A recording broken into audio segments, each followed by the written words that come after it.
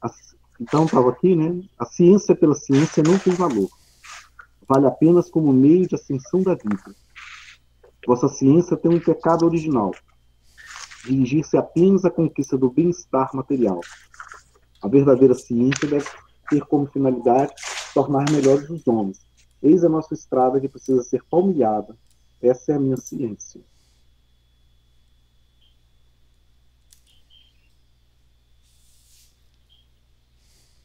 Eu estou lendo assim, mas eu sou há muitos anos que eu estudo ciência, sou físico, né? Mas eu nunca estudei ciência só com estudo. Tá certo, né? Eu também sou espiritualista, né? Faz sentido. Né? É porque metade dos físicos que trabalharam comigo, dos físicos que trabalham comigo, são espiritualistas. Né? Desde há quase 30 anos, a metade das pessoas que relacionam comigo e são físicos são espiritualistas. Né? Então, talvez na época do Pietro Baldi fosse assim. Né? Hoje, eu conheço vários que são extremamente materialistas, mas uma quantidade grande também que são pessoas que têm uma visão social muito, muito forte. Tá? É, isso é bacana, que eu acho que realmente em 1932 a ciência ela estava bem mais mesmo no aspecto material, né, embora ele tenha seguido um pouco essa tendência, mas eu acredito que a gente está realmente cada vez mais se aproximando desse contato da ciência com a espiritualidade. Eu acho que aqui ele falou mais da ciência, né, e não do cientista, porque é interessante, mas ele tem um pouco a ciência, ela tem ainda um pouco esse aspecto quando a gente tentar fazer uma ligação com o aspecto espiritual, ele tem É verdade, acho que você falou agora certo. ela se fecha, né? A gente vê que a gente não consegue entrar em periódicos, então, mas isso tá aos poucos caminhando, mas a ciência ainda está um pouco fechada, no sentido de tentar incluir e se abrir para pesquisas, porque tem que começar a fazer pesquisas de fenômenos paranormais, pesquisas. Então ainda tem um pouco de receio, mas eu acho que está se abrindo. Eu acho que está se abrindo esse aspecto. É, Não, é, não, você falou certo. Diga. a gente pode colocar dessa forma que a ciência encara assim, porque a ciência se baseia em comprovação irrefutável. E essas coisas da espiritualidade ela não tem como confirmar de uma forma irrefutável. Ela não cabe no modelo da ciência positivista, né?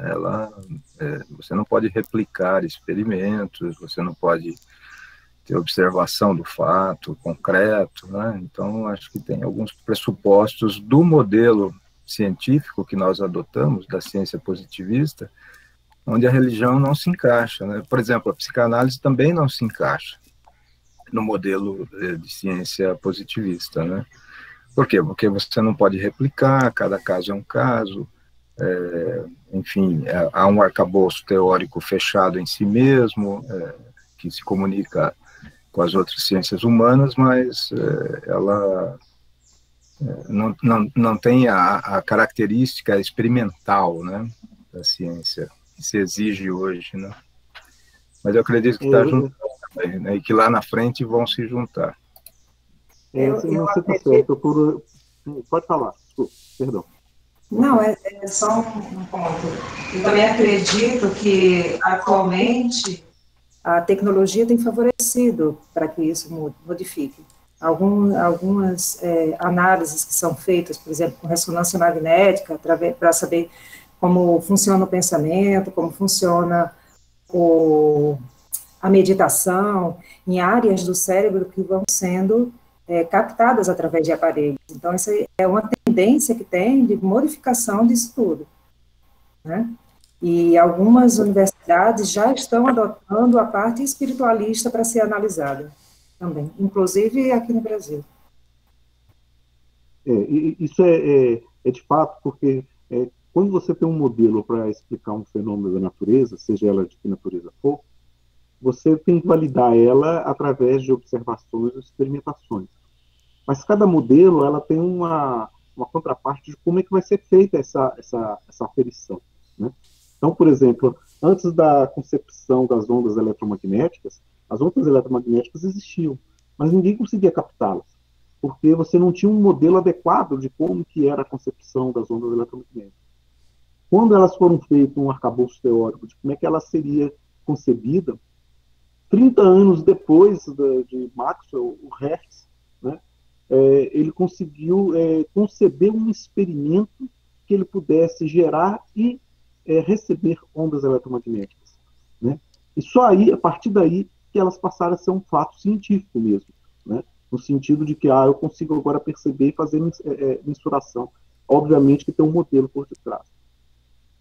Se o sujeito chega e fala assim, eu quero uma prova material da existência do espírito, não vai ter, porque o espírito, a princípio, ele não é material, né? Então, você nunca vai ter uma comprovação. A mesma coisa você falar assim, eu quero uma comprovação de ondas mecânicas da existência das ondas eletromagnéticas. Não vai ter, porque as ondas eletromagnéticas não são ondas mecânicas, são ondas eletromagnéticas, né? E você tem que ter um dispositivo que capta ondas eletromagnéticas para validar aquilo. A mesma coisa, para você conseguir conceber e validar a existência do mundo espiritual, você tem que ter um dispositivo que consiga interagir com o mundo espiritual. No nosso caso, são os médiums. São as pessoas que têm essa sensibilidade. Então, a partir do momento que você observa o médium, você tem um modelo por detrás de como é que há esta comunicação, você tem uma validade científica. Por isso que eu vejo essa concepção que o Kardec colocou da existência do perispírito e ele ser um mecanismo como você valida a observação da existência do mundo não físico, ele tem um teor científico, ou seja, ela tem a validade da ciência, não ciência física, mas a ciência como ferramenta de se estudar um fenômeno, mais forte, por exemplo, que a psicanálise, né? Por conta, porque você tem um modelo que consegue explicar uma série de fenômenos completamente díspares e baseado em um único modelo. Qual é o modelo? A existência de algo que sobrevive à morte, algo que preexiste à morte. Esse algo a gente chama de consciência ou espírito, né? Ela tem consciência de si mesma, ela é individualizada e esse é o modelo. E ela existe um corpo espiritual que consegue interagir com o mundo físico através desse perispírito. Então, o perispírito é a chave para você conseguir conceber essa comunicação com o mundo espiritual. E você tem, então, um modelo que consegue conceber leitura de pensamento, consegue comunicação, o sujeito ter lembrança de vidas passadas, conceber uma série de coisas. Coisa que se o sujeito vai para a psicanálise ou ultimamente está aparecendo muito no YouTube, você tem problemas, foi no seu ventre materno. Ou seja, todos os traumas que aconteceram em você foi durante a gestação do ventre materno. Assim, mas, que maluquice é essa? O cara não consegue explicar um pouco dos fenômenos, mas vários outros fenômenos não consegue. Então, é um modelo que explica um conjunto pequeno de fenômenos. Mas quando você concebe que o sujeito já existe antes de nascer, ele continuará existindo após a morte, ele consegue explicar um fenômeno enorme de fenômenos que a gente observa. Isso é ciência. Então, do ponto de vista, eu vejo essa visão que a gente tem, ela é mais científica que muitas áreas, não todas as áreas da psicologia, obviamente, mas algumas áreas da psicologia que o cara, para cada fenômeno, ele consegue conceber um modelo completamente dísparo, que um concorre com o outro, né? Não faz sentido. Se a gente transportar isso que você está falando, né, Paulo, vamos ver, por exemplo, a comparação da psicanálise com o behaviorismo, por exemplo, a psicologia comportamental, né? A psicologia comportamental tentou tornar a psicologia uma ciência, com base no comportamento observado, né? Calculado, contado, né? Quantos toques o pombo dava para beber água na caixa de Skinner, por exemplo, né? E aí você ia tendo o comportamento observável, né? Constatado, né? Então, esse é um modelo, né? Já a psicologia dinâmica, subjetiva, né? Não tem esse modelo, né? Agora, eu acredito que tudo depende muito, né, também, do modelo que se adota, né? Por exemplo, modelos matemáticos em economia, né? Eu acho que são uma tentativa de cientificizar o objeto, né? De colocar o objeto dentro dos moldes científicos da ciência positivista, né? Experimental, né? Então, acho que... Agora, uma coisa interessante, né, é por que existem tantos físicos espiritualistas, né, e tantos sociólogos materialistas, por exemplo, né? O pessoal da humanidades são materialistas, né, e o pessoal da física é espiritualista. Eu acho uma contradição bem interessante. Não sei o que vocês acham, mas chama atenção, né? Eu não tinha observado isso, achei bem interessante.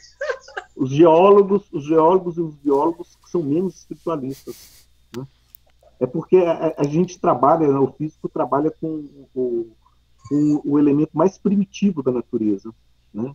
A gente fala brincando que a gente chegou primeiro, então a gente pegou o elemento mais simples, que é o princípio material, né? O átomo, os componentes do átomo, né? Já as outras ciências, elas se tornam muito mais complexas. A biologia, ela chega depois, concebe uma célula, mas tenta explicar a vida, ela não consegue, e ali, então, fala assim, não, eu vou... É igual era a astronomia na época do Ptolomeu, ela é descritiva. Eu vejo um fenômeno, eu consigo essa relação matemática, obedece aquilo então representa. Isso explica? Não, aquilo só representa, pronto. Né? Só com o Isaac Newton que ele... talvez a questão hoje, né, seja que o modelo científico não abarca todos os fenômenos. Então, acho que vai haver uma evolução do modelo, né, para que ele consiga abarcar os fenômenos. Por exemplo, a fotografia da aura, por exemplo, né, a máquina Kirlian, né, que fotografa a aura, né, bom, foi uma ferramenta, um instrumento, né, para conseguir comprovar a existência de uma energia, né, da aura, etc., né? Então, eu acredito que o modelo da ciência é que não consegue abarcar todo o objeto, né, ou todos os objetos, né, em sua complexidade, né? Mas eu acredito que a ciência vai ter que evoluir também para chegar lá. Eu me atreveria a dizer que a solução, entre aspas, de todo esse dilema seria humildade, porque, pelo que eu vejo, a ciência comprovará a realidade espiritual justamente não tendo meios de comprovar sua existência, e vai ter que aceitar fatos irrefutáveis. Então, acho que aí vai ser a chave, vai ser a humildade de reconhecer que existe uma coisa que é irrefutável, mas ela não tem meios de comprovar, muito menos de explicar. Mesmo na física, né, a dualidade sujeito-objeto, né, o experimento da dupla fenda, né, quer dizer, como é que você comprova que um objeto está, ao mesmo tempo, passou pela fenda de cima e pela fenda de baixo, né? Ou o gato de Schrödinger, né? Se você olha, o gato está vivo, o gato está morto, né? Quer dizer, então é tudo muito... Você chega num nível onde começam a faltar até as palavras, né? Uma vez eu fui numa palestra na física lá na Unicamp e os físicos gaguejavam lá na frente, porque não haviam palavras para descrever o que eles queriam descrever, não haviam palavras, não. Os físicos começaram a engasgar lá na frente e algum silêncio, porque não havia como descrever o fenômeno. É muito interessante. Isso, o Richard Feynman, que foi um físico estadunidense, prêmio Nobel, um cara muito, muito bom, Ele explicando, dando aula de mecânica quântica, uma certa feita, um aluno de doutorado dele falou assim, agora eu entendi esse negócio de mecânica quântica. Aí o Richard Feynman foi lá, sentou na primeira cadeira, falou, vai lá na frente, então me explica, porque eu nunca entendi esse negócio. Né? E a mecânica quântica é muito isso mesmo, é uma descrição, aquele modelo matemático descreve bem o que eu observo. Por que ele descreve bem? Porque ele descreve bem. Né? Você não respondeu? Respondi. Eu não estou entendendo isso, agora você entendeu profundamente o que é mecânica quântica. Você não falou nada, pronto, agora você é papa. É mais ou menos isso. Um ponto assim que eu acho que tentando fazer assim uma extrapolação, como que eu acho que a ciência vai começar a adentrar em determinados aspectos da espiritualidade. Eu acho que vai ser o seguinte, ela vai começar a perceber que a energia, ela pode se organizar também, né? Organizar igual tem moléculas físicas, ela vai poder, ela se organiza em estruturas. E a partir daí vai começar a vir os primeiros equipamentos que podem captar essas formas de organização, e aí a gente vai entrar na estrutura ainda mais densa do nosso corpo energético, né, que é o duplo etérico. Então a gente vai começar a perceber que há ali um corpo energético que nós temos um corpo energético, ainda pelas estruturas mais densas, mas que tem uma fisiologia, que tem uma anatomia, que tem toda uma organização, que influencia o corpo físico, o duplo etérico.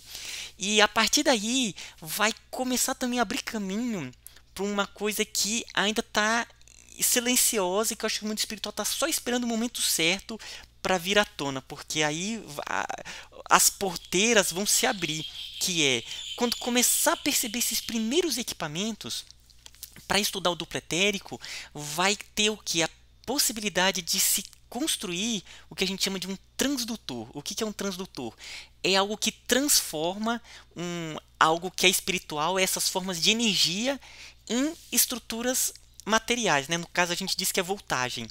Porque o que acontece? Quando isso conseguir ser feito, vai ser o que? Vai abrir a possibilidade para se construir equipamentos para se comunicar com os outros planos, né? Que é uma área que se chama transcomunicação instrumental. Então, no momento que começar a ter a possibilidade de se conversar com seres de outras formas de organização energética, aí, gente, aí a porteira se abre e vai ser quando a humanidade vence a morte, a ideia da morte, né? Porque devido a essa comunicação, e vai ser novos caminhos para a ciência, para a humanidade, né?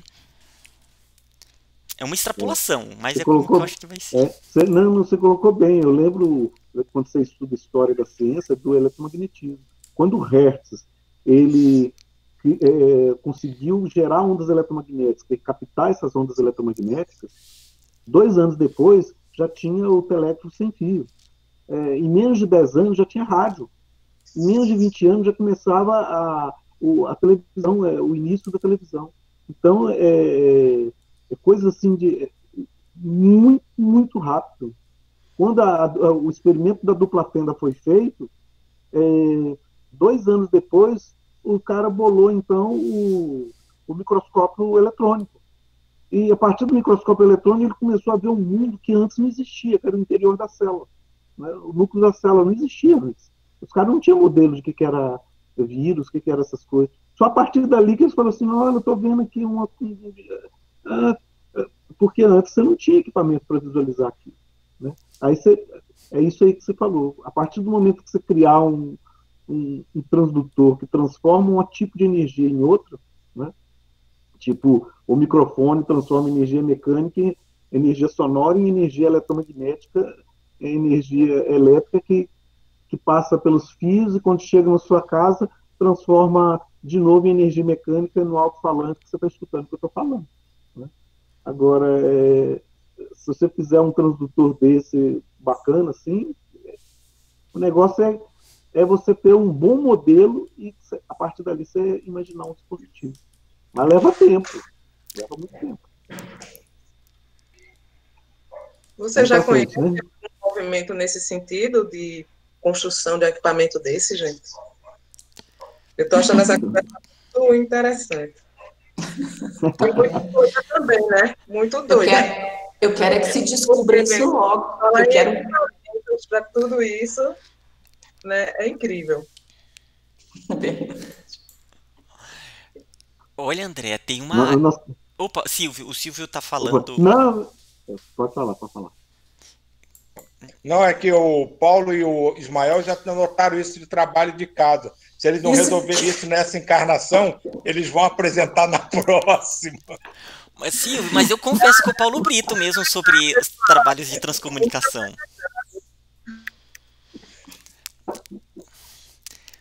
Ô, Silvio, eu pensei exatamente isso. Eu falei, comece a pensar rápido, porque eu ainda quero participar dessa nova onda, entendeu?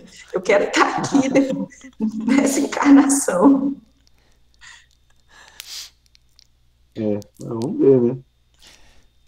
Às vezes os ETs aí do mundo astral desce aí, apresenta para todo mundo e fala assim, vocês estão demorando muito. É assim, pronto. Mas talvez essa incomunicabilidade entre os planos, né, ela tenha também um objetivo, né, a limitação da matéria, né, a encarnação, talvez tenha um sentido no sistema geral, né, no sistema como um todo, de evolução das almas e de evolução dos espíritos, né. Agora, é interessante, por exemplo, eu vejo lá na Sociedade Teosófica, né, quando você estuda um pouco lá a doutrina secreta, que é baseada no livro de Dizian, que é um livro originário lá, não sei se vocês já ouviram falar disso, mas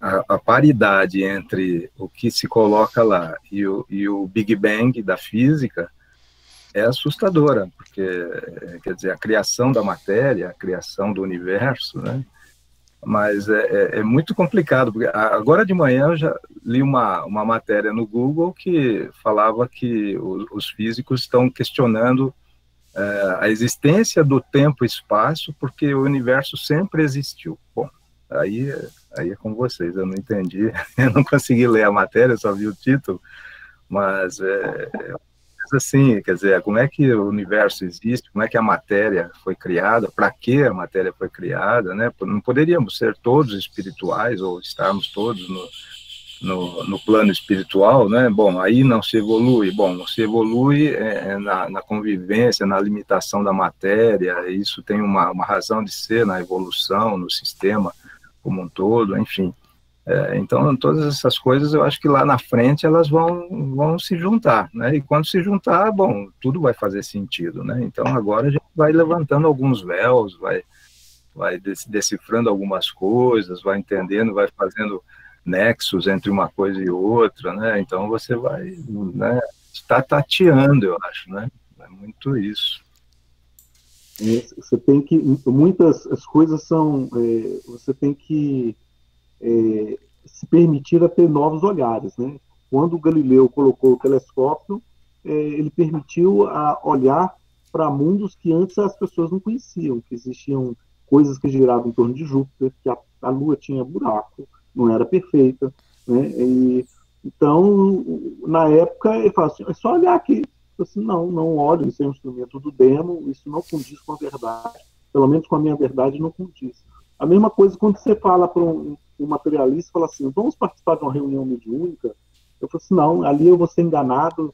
Eu falo assim, então você não se permite a ter novos olhares, a perceber o mundo por um novo telescópio, uma nova forma de abordagem. Não, a pessoa se tranca naquele modelo e ela não consegue, porque ela vai ter que abrir mão de várias concepções que ele tinha anteriormente. É a mesma coisa, até mesmo nós, na nossa visão espiritualista, existem determinados modelos espiritualistas que a gente fica muito preso a determinados valores e não nos permitimos a ter novos olhares, até mesmo do mundo espiritual, né? Fica aquela coisa fechada, ortodoxa, e não se permite a ter novos olhares, né? E a gente tem que se permitir isso, para a gente falar assim, esse modelo explica melhor o fenômeno do que o meu modelo. Eu abro mão do meu modelo para abraçar esse outro. Mas isso é muito difícil, você, 30, 40, 50 anos abraçado com a ideia, e você tem que falar assim, poxa, esse modelo é falho em vários aspectos, existe um modelo muito mais que explica Sim. melhor aquilo que eu observo na natureza. E tem uma interação interessante também, né, entre, quer dizer, parece que o instrumento define, o instrumento, você pode até dizer, vai do olhar a máquinas, né, a dados, né, a leitura de dados, a capacidade de big data, né, alguma coisa assim de leitura, né. Então, depende, o instrumento define o acesso ao conhecimento, né, ou a construção do conhecimento, né. Então, agora, o conhecimento também define a construção do instrumento, né. Claro, por exemplo, aí das ondas gravitacionais que o povo está detectando agora, né, e que está dando uma outra compreensão, né, matéria escura, todos esses aspectos aí dependem de olhares, né? Olhares mais avançados, olhares mais integrativos, mais complexos, né? Olhar por olhar, a gente entende os vários instrumentos, as várias técnicas, as várias formas de medida, né? Então, tudo isso. Então, parece que os olhares também têm que evoluir, né? E os olhares e tem uma maior consciência, uma ampliação da consciência e uma coisa interagindo com a outra, né? Vai se construindo aí o conhecimento. É isso mesmo. Nossa, a gente leu uma frase, né? Um parágrafo. Não, mas E Paulo achou que semana passada a gente tinha lido pouco, hein?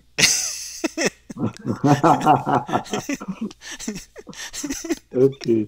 Então, vamos para outra parte, né? Vamos Vou apagar meu vídeo aqui também. Vamos nos posicionar de forma confortável, onde a gente está sentado. Através, primeiro, da respiração.